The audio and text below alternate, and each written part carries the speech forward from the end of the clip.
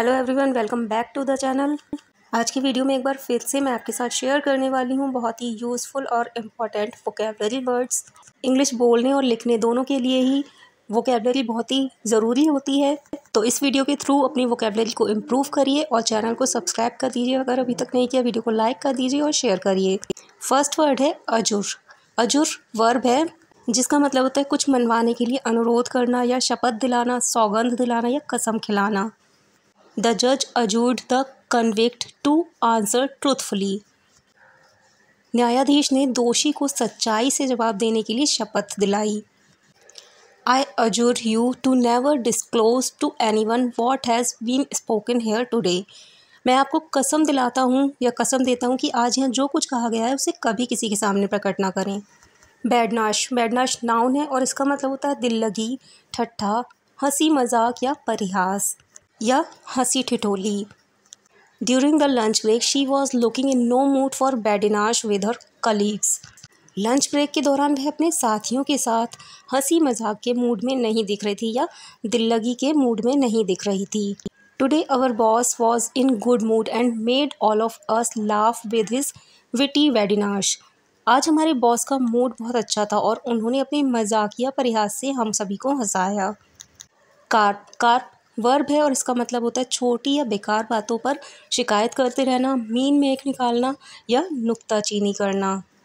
She is always carping about how insensitive her husband is. वह हमेशा इस बात की शिकायत करती रहती है कि उसका पति कितना असंवेदनशील है। If you carp about others constantly you will find your self alone in this world one day. अगर आप लगातार दूसरों के बारे में शिकायत करते रहेंगे या मीन में निकालते रहेंगे तो आप एक दिन खुद को इस दुनिया में अकेला पाएंगे। डॉडल। डॉडल वर्ब है और इसका मतलब होता है धीरे धीरे कोई काम करना, सुस्ती में समय बिताना, समय नष्ट करना या समय गंवाना। My children often dawdle when it is time to eat their vegetables. जब सब्जियों को खाने का समय होता है तो मेरे बच्चे अक्सर सुस्त पड़ जाते हैं, मतलब बहुत धीरे धीरे वेजिटेबल्स खाते हैं।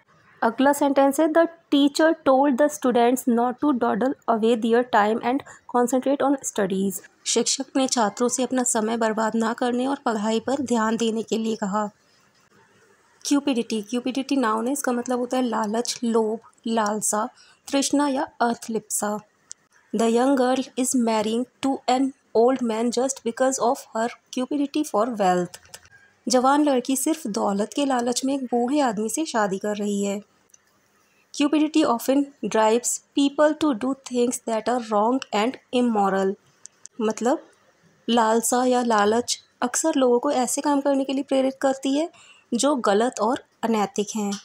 Next word is ineffable. Ineffable adjective है और इसका मतलब होता है कोई ऐसी चीज़ जिसे शब्दों में बयां करना कठिन हो या अकथनीय या अवर्णनीय, मतलब जिसे वर्ड्स में डिस्क्राइब करना मुश्किल हो।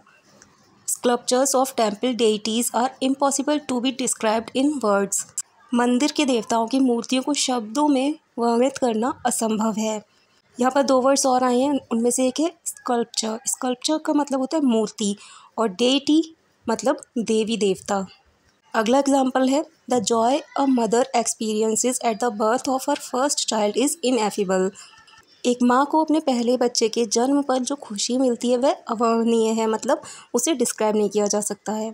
फेटेड। फेटेड एडजेक्टिव और इसका मतलब होता है बदबूदार, दुर्गंधयुक्त या दुर्गंधित। She tried to inhale as little of the fetid air as possible. उसने यथासंभव कम से कम बदबूदार हवा में सांस खींचने की कोशिश की। इनहेल मतलब सांस खींचना। The fated public bathroom looked and smelled as though it had not been cleaned for months. दुर्गंधयुक्त या बदबूदार सार्वजनिक शौचालय ऐसा लग रहा था और ऐसा महक रहा था जैसे महीनों से इसकी सफाई नहीं की गई हो। डिफंक्ट। डिफंक्ट एडजेक्टिव है और इसका मतलब होता है जो अस्तित्व में ना हो या जो प्रयोग में ना हो, जिसे हम कहते हैं अप्रचलित या निष्क्रिय। The elevator was defunct, so they were forced to take the stairs instead. Lift खराब थी इसलिए उन्हें इसके बजाय सीढ़ियाँ लेने के लिए मजबूर होना पड़ा, मतलब सीढ़ियाँ निष्क्रिय थीं यानी कि प्रॉपरली वर्किंग नहीं थी। He wrote many articles for the now sadly defunct newspaper. उसने अब दुर्भाग्यवश समाप्त हो चुके या बंद हो चुके अखबार के लिए कई लेख लिखे थे। अगला वर्ड है रैप्चर। रैप्चर नाउन है, इसका मतलब होता है उत्साह, उमंग, हर्षातिरेक, अत्यधिक आनंद, हर्षोन्माद या बहुत ज़्यादा खुशी। There was an expression of great rapture on his mother's face by hearing the news of his success. उसकी सफलता की खबर सुनकर उसकी माँ के चेहरे पर अत्यधिक खुशी के भाव थे या उत्साह के भाव थे। My eyes were filled with rapture when I held my son for the first time.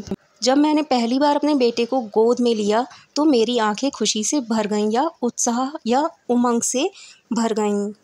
Next word is vitriolic. Vitriolic adjective है, इसका मतलब होता है लेख, भाषा या टिप्पणी आदि जो कि घृणा और क्रोध से भरी हो, कटु हो या तीखी या व्यंग्यपूर्ण।